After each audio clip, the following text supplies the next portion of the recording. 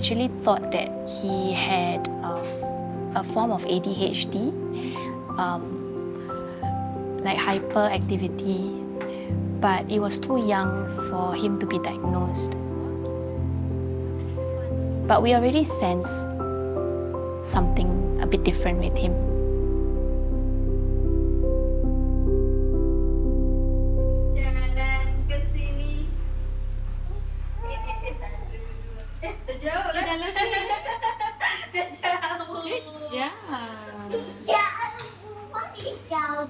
Jauh means far.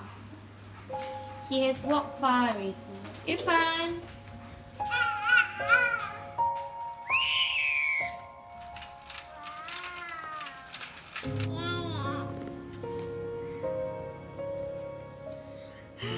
I think for Irfan, he was a very joyful baby. He was very active and he used to love singing. Yeah, and so he made us laugh a lot.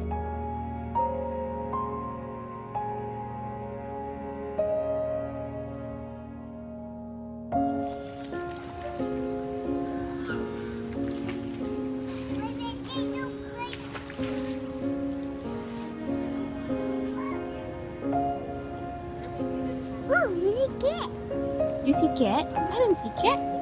Meow. Meow.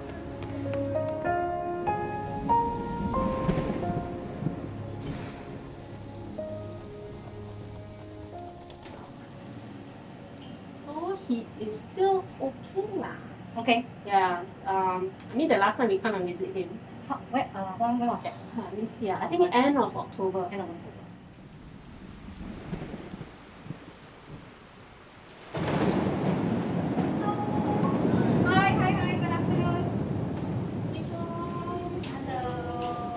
Dr. Grace, I haven't seen you for a long time.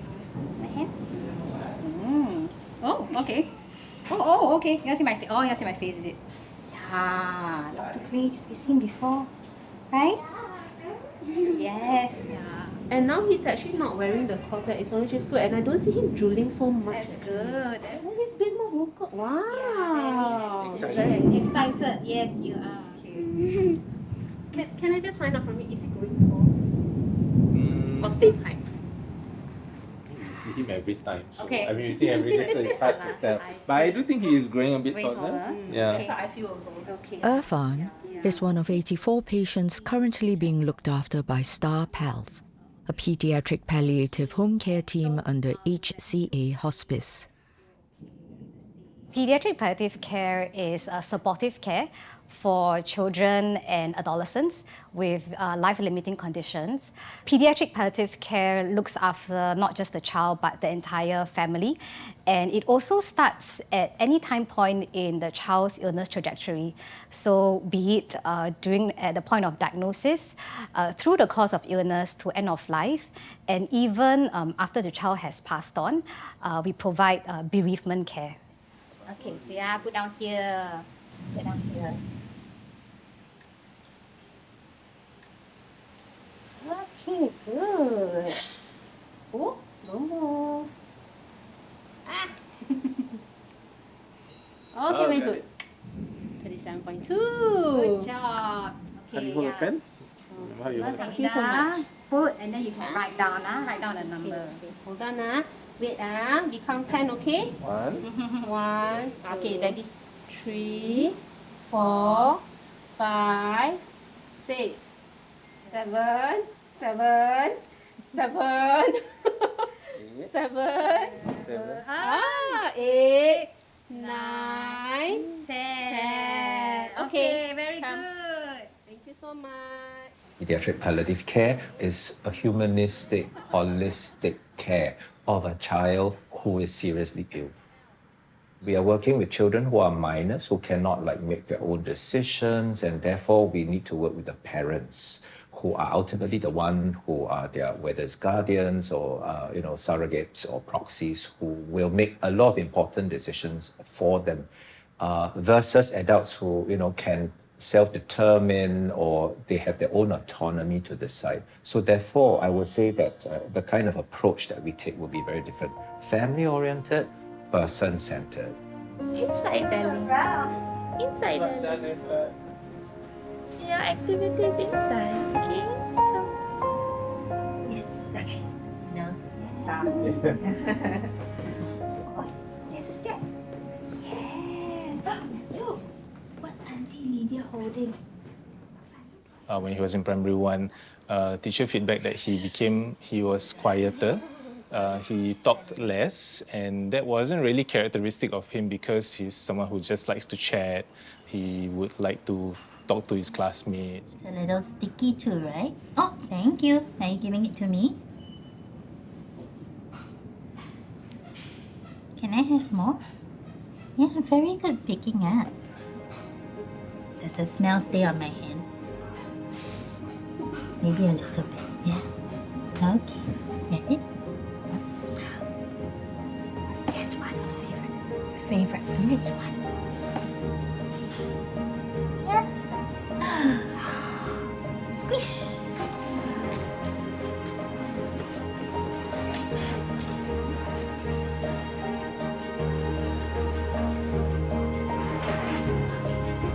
Remember this?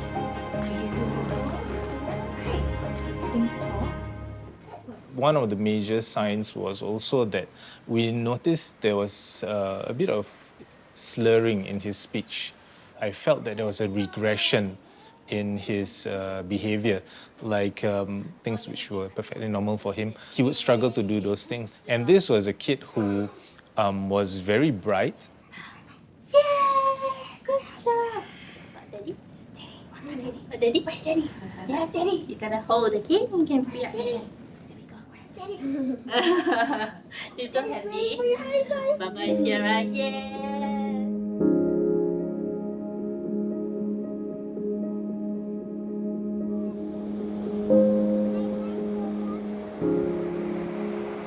And not everything was happening at the same time. Like they all happened at different times.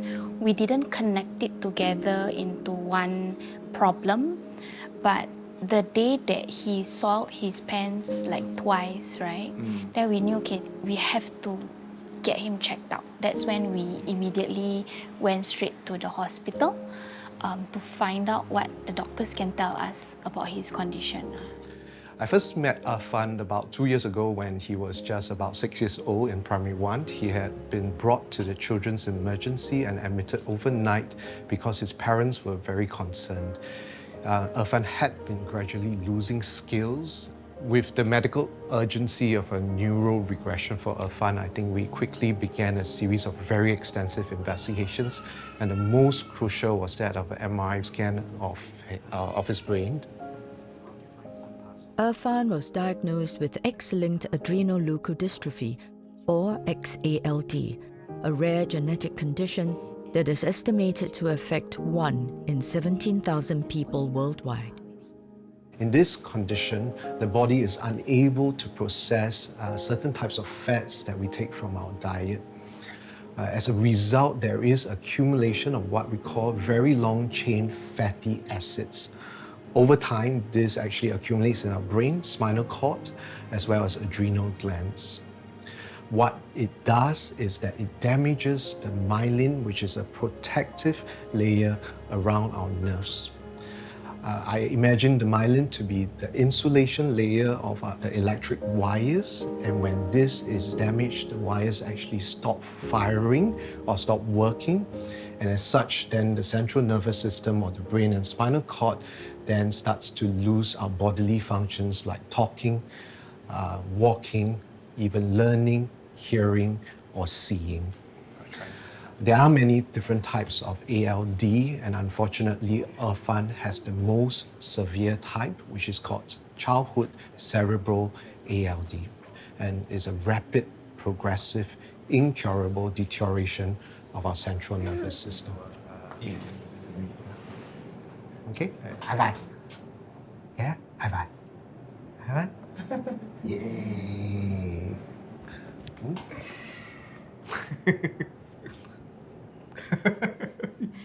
Yeah, He likes to look. Likes to look. Oh, This is form of, I think, communication when he wants to show affection also. Yeah.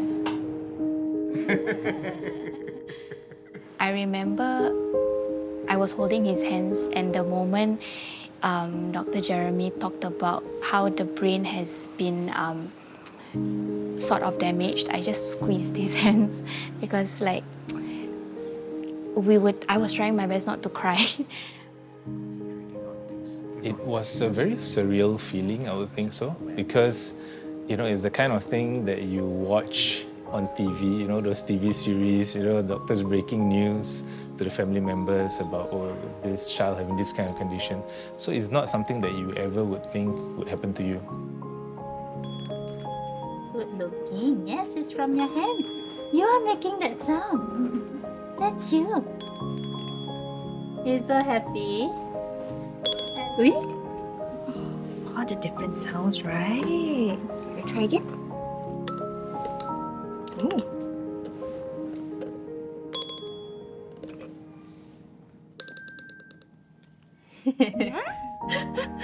If you shake it, what happens? It took a while before we actually managed to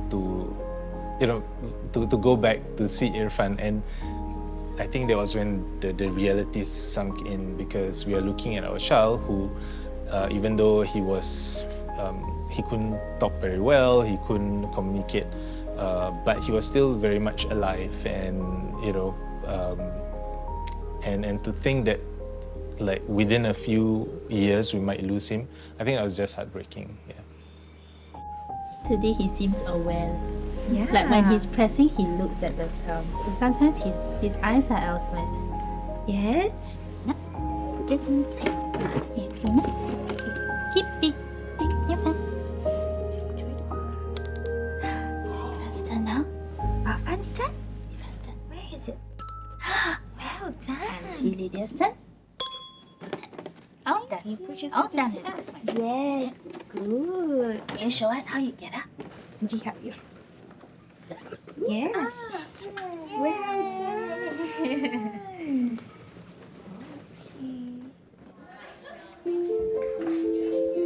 Irfan's journey into pediatric palliative care began 2 years ago.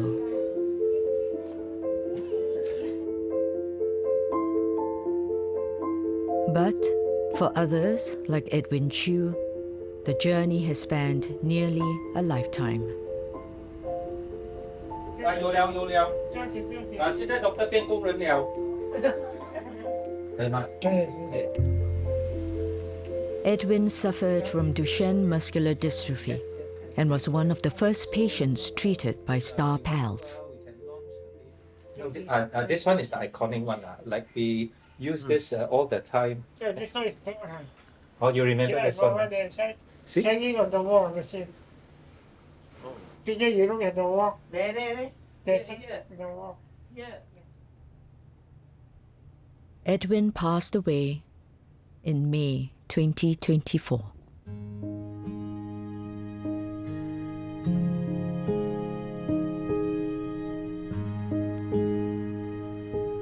When I got the news, to be honest, I was a little surprised. Even though I know that Edwin is unwell, it was not something we saw coming. He, after all, has survived very many times when he was really sick in hospital. I still remember the first time I met him was in, the ICU, asking him very difficult questions. And he always made it out.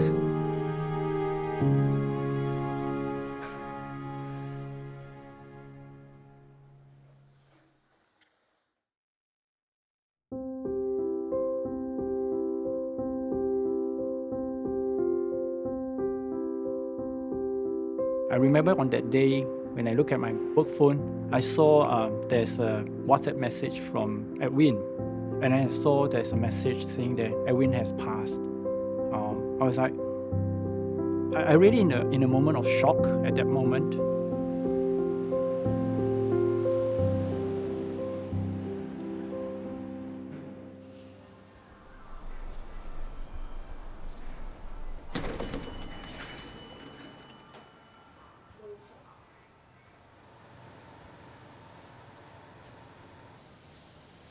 哎，妈妈，哎，我到了。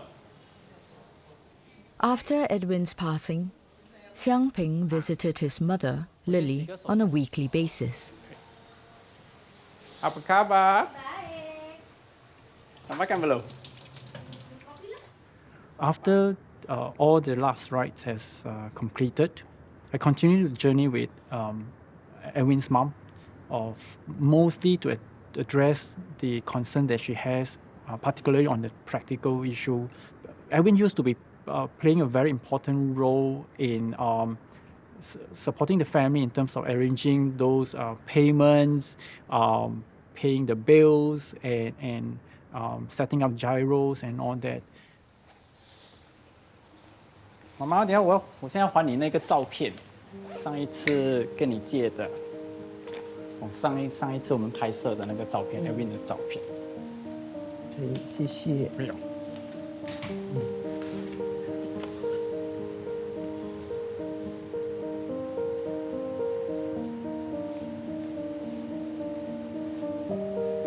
这是 Edwin 上次小的时候照片。就是了。他很 Q 哦哈，小的时候。对了。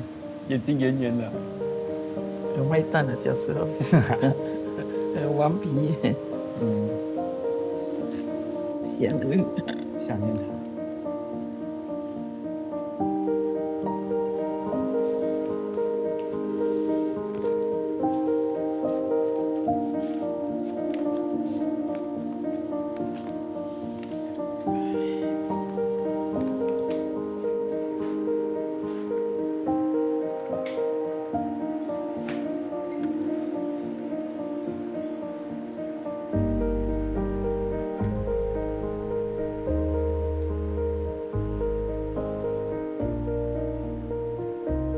So when you're planning your own dying, are you planning it with peace in your heart, or you're planning it with what feelings is associated with the planning? I just want to make it easier for parents.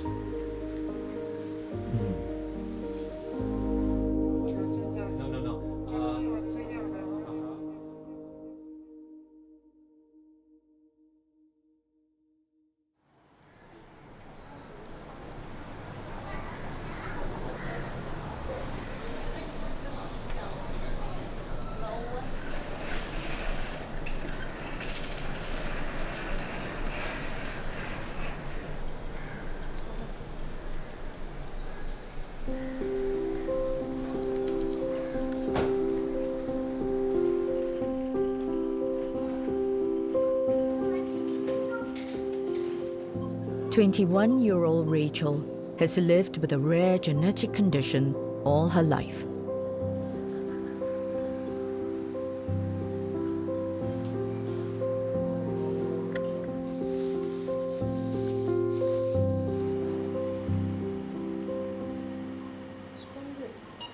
Yeah. Hello.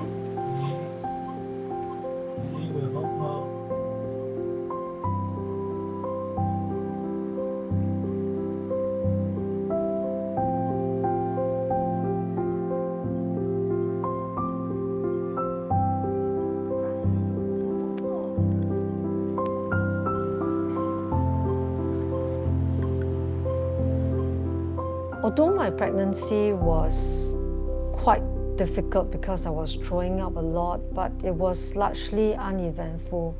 So when Rachael was born, we were very shocked to first discover that she had physical deformities, like she had a cleft palate and also a very serious heart condition. I met the family 20 years ago. She was referred to genetics because she had a number of congenital problems. After we evaluated Rachael, she had a blood test and it showed that she has an unbalanced chromosome anomaly. It was not one of the more well-known chromosomal conditions, say Down syndrome or trisomy 18 or 13. It is one of the rarer conditions. There is not much information known about the condition. When we did the chromosome testing, we found out that she was one in the world. last year when she was admitted, we redid the test after 20 years, and she's still one in the world with that specific chromosome disorder. Being a rare genetic condition, the biggest challenge for Rachael's doctors was in devising a treatment plan. The initial years were very tough. We were discovering new medical conditions every 4 to 6 months. Like suddenly she developed thyroid issues, and she had issues with digestion. When she was about 1.5 years old, we even discovered a brain tumor, which miraculously disappeared when she was 2.5 years old. Based on her medical issues, we knew that she would need a long-term follow-up, as well as probably a number of surgeries along the way. So we were not able to give a very long-term prognosis, but we discussed with the parents and we decided to just manage her condition as it came along and provide her with the necessary treatment as she needed it. When Rachael turned 5, her parents, Rae and Ryan, faced a turning point in her medical journey. The cardiologists and the surgeons felt that heart surgery would be required, without which then her prognosis would be much more severe. So it was a big decision for the parents whether to consent for her to undergo this very major open heart surgery, which had its potential benefits but also came with significant risk.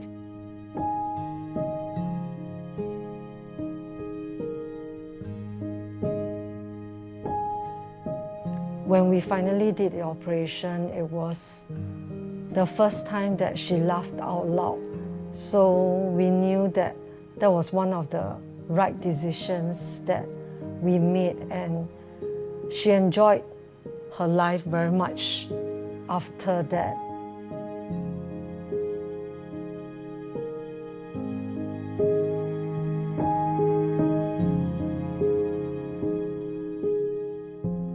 She blossomed after the surgery. And then they had 15 very happy years with her where they traveled with her.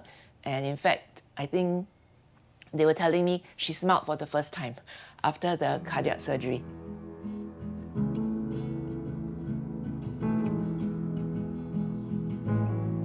We found out that she seems to be inclined to love the outside world a lot more, because it makes him smile a lot, laugh a lot.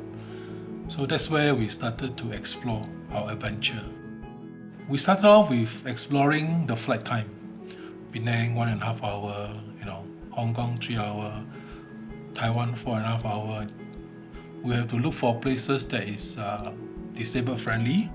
The hotels, the places of interest that we go, it has to be accessible by the stroller, the pram, and stuff like that. Yeah.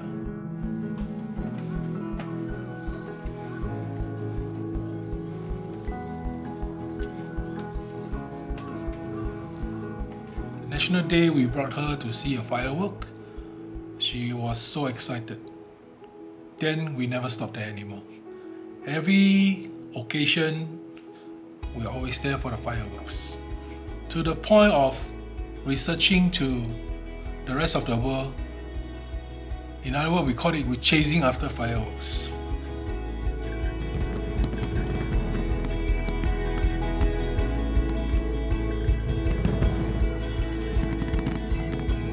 Our objective is to make her happy, to see her laugh.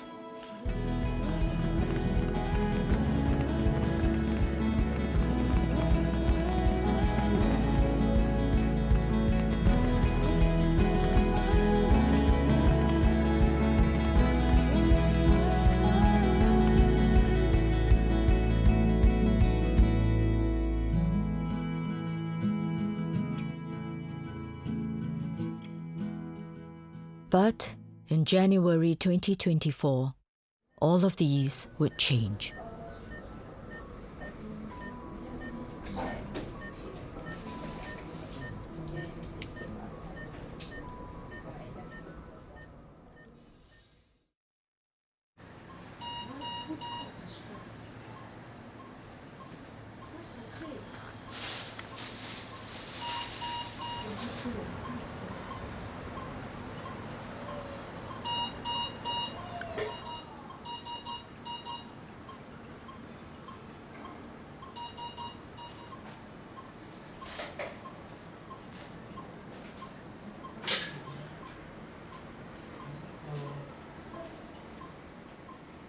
So in January 2024, Rachael started to have multiple seizures, which she was only having once every 2 to 3 years in the last 15, 16 years of her life after the heart operation. So at 19 years old, she started to show signs of deterioration, and we started to have to ward her more often. She in fact had a cluster of very severe seizures which landed her in hospital. So during one of the seizures which occurred in the ward, she had difficulties breathing and maintaining her oxygen saturations after the seizure. So this resulted in a code blue being called. A code blue is one of the emergency codes in our hospital when there's a need for a big medical team to be present to manage a child's critical condition.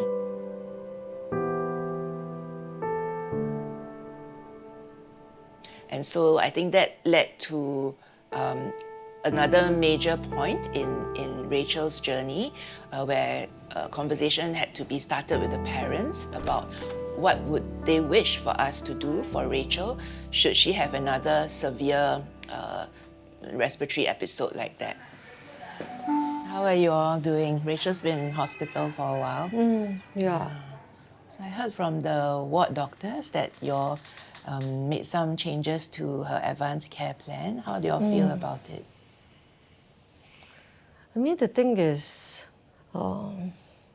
actually we thought that we have already made up our mind about what we want when we first admitted her, which is, if it's an organ related, then we will not treat, but if it's a disease and it's reversible, then we will treat.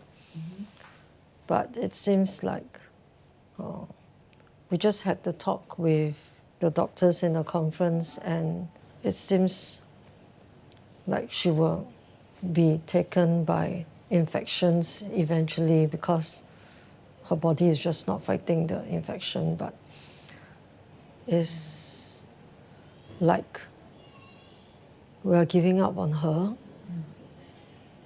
but we really don't want to see her get poked so many times. It's so difficult to get lines in her. She's got so much tests to be done, and we just want all this to stop. You know? It's a difficult decision, but it's definitely not, giving up on her. Yeah, and it's choosing to care for her in a way that ensures that it's the best outcome for her in her best interest. Yeah, so don't feel like it's you're giving up on her, because when she was strong and fighting, like when she was 5, you made the decision differently then to let her go for the surgery. Yeah, but now she's different. She's older. She has been unwell for several months already since last year. So if we keep that in mind, that it's still to make decisions in her best interest, then I think that will help you to feel more at peace of the decision that you have had to make for her. Our plan for her is still the same. We want her to be comfortable, with as little pain as possible, and at home. And We'll just work with staff health to see how we can make sure that she's comfortable and she recovers at home.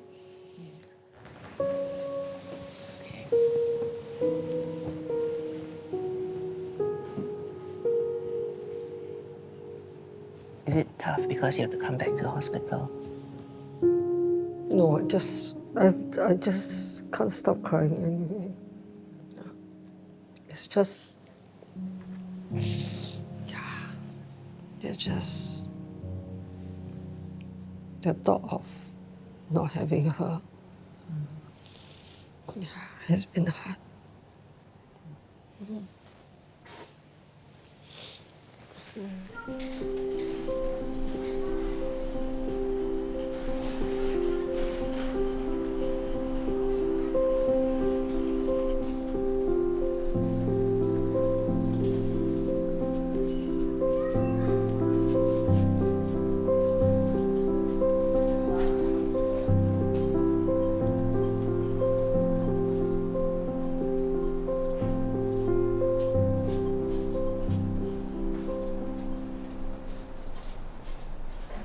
Staff Health was referred to help caregivers with the transition home, to see how we can manage the symptoms at home, how we can address any needs by the caregivers, the parents, and also to continue conversations with parents about their goals of care for Rachael.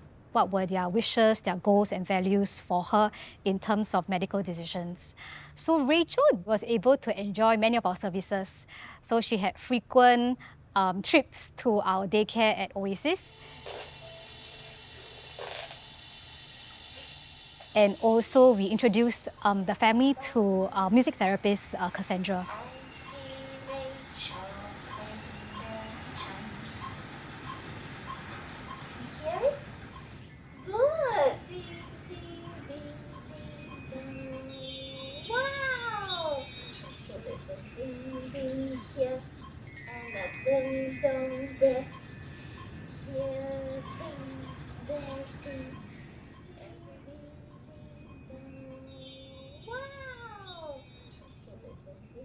She was playing the xylophone and she hears the music from it and she would smile.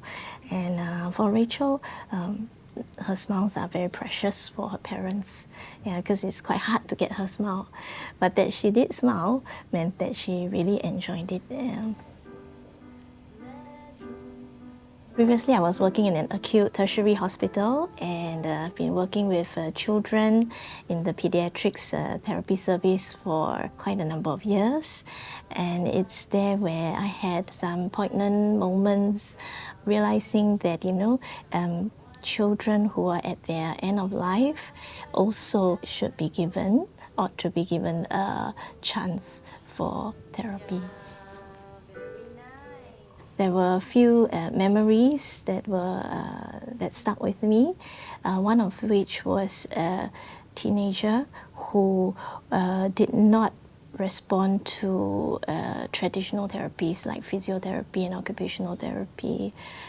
So because he had so much pain, and this pain came from not limited to physical pain and also emotional pain.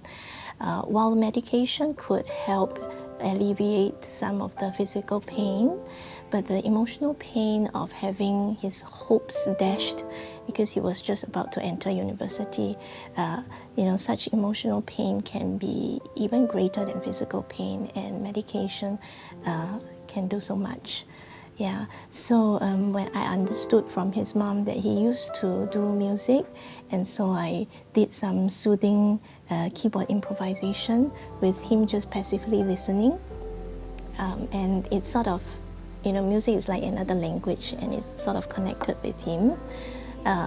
It took away, maybe reduced some of the emotional pain, so much so that he was able to then participate in what occupational therapists usually do, the activities of daily living and what is personally meaningful for him.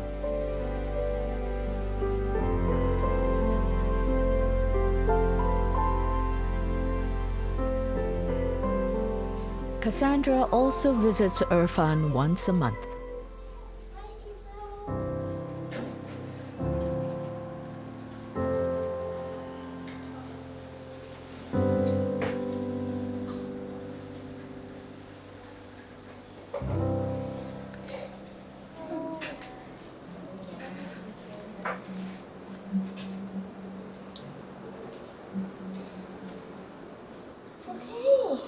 Are you ready?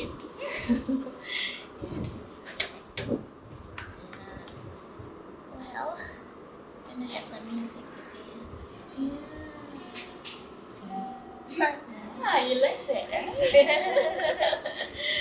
Hello, hello, hello, hello, hello, hello. Tika say hello, hello, hello.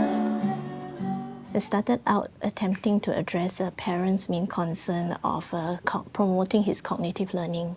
Yes, so about when we first started about 8 months ago, Irfan was yet to be able to sustain sufficient attention long enough to be able to follow instructions. Following instructions is the basic of cognitive learning, but even more basic than following instructions was the ability to attend.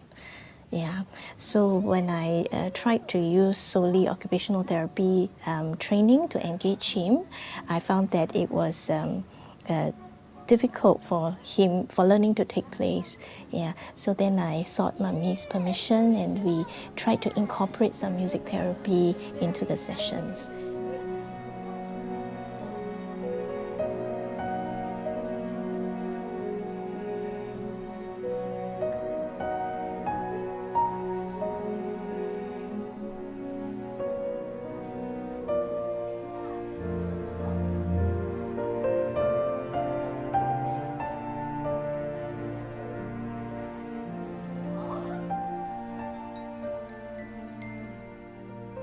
So Mummy's presence along with the music actually helped Irfan to engage better.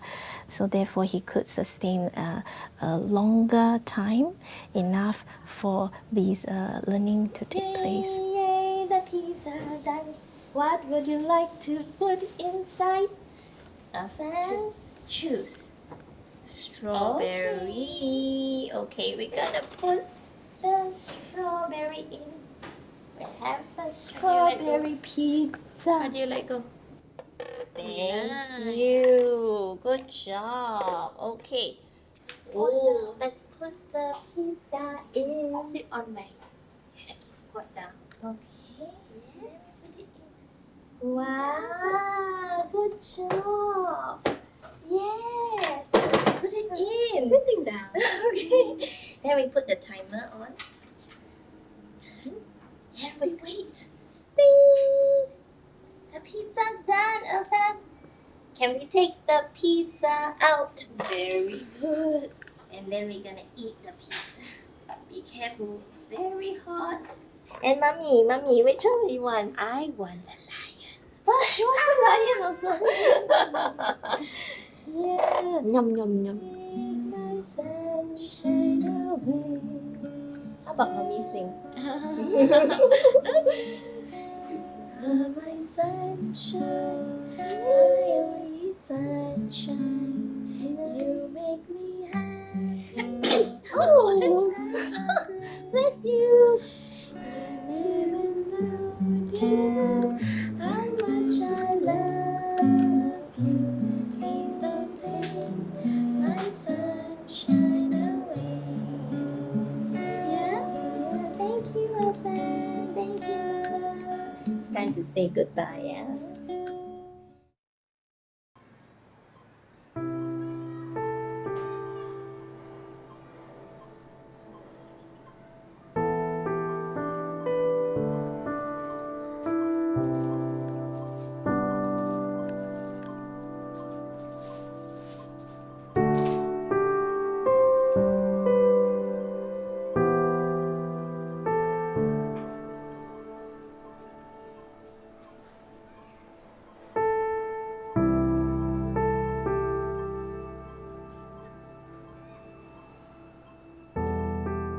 When we were discharged, they referred us to the Star Pals team to continue with us on our palliative care outside of the hospital.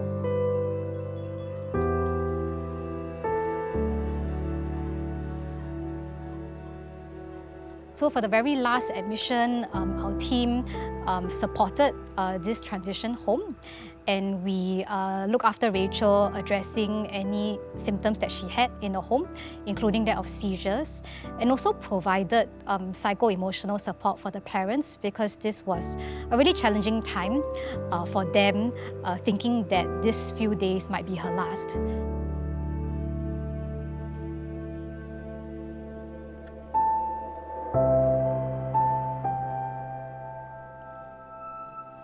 We realized that we don't want to prolong Rachael's suffering if her conditions were not reversible. So, to us, we have made the decision to always focus on the goal, which is to make her comfortable, as little pain as possible, and for her to pass on at home.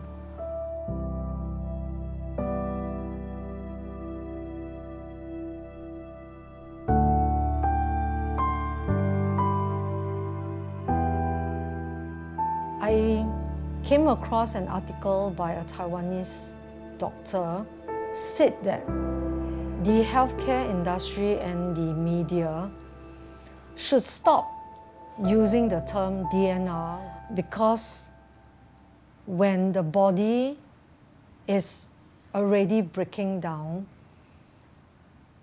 it's not that the family does not want to rescue the patient, but we should all view it as allow natural death, which is AND. And after reading that, it actually gave us a lot of encouragement that we are not giving up on our daughter, but it's because we've already had so many good years, 21 good years with her, and that her body is already showing us signs that it's breaking down, and it's time to allow natural death.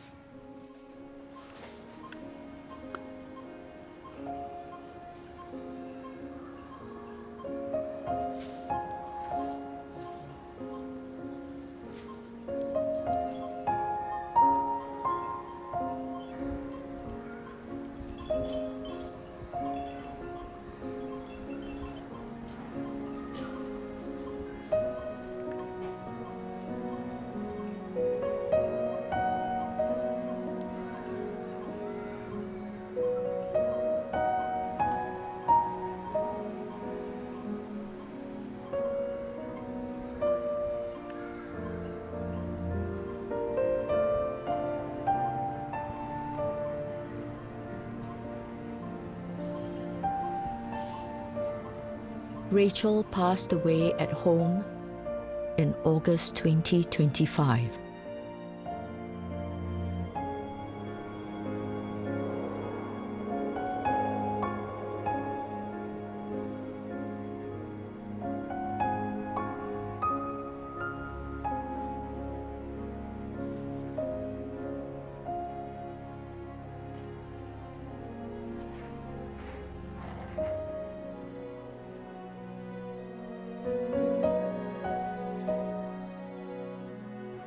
Managed to cuddle her, hold her, talk to her. I remember telling her that she's such a good girl, and we love her and we will never forget her, and that we were so happy to have her in our lives.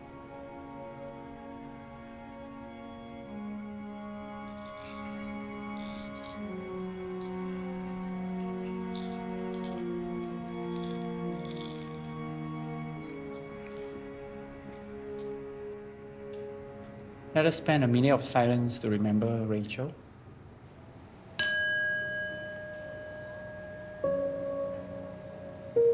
It was only after the cremation that when we come back home to an empty house, that it finally sunk in that we've lost Rachael forever.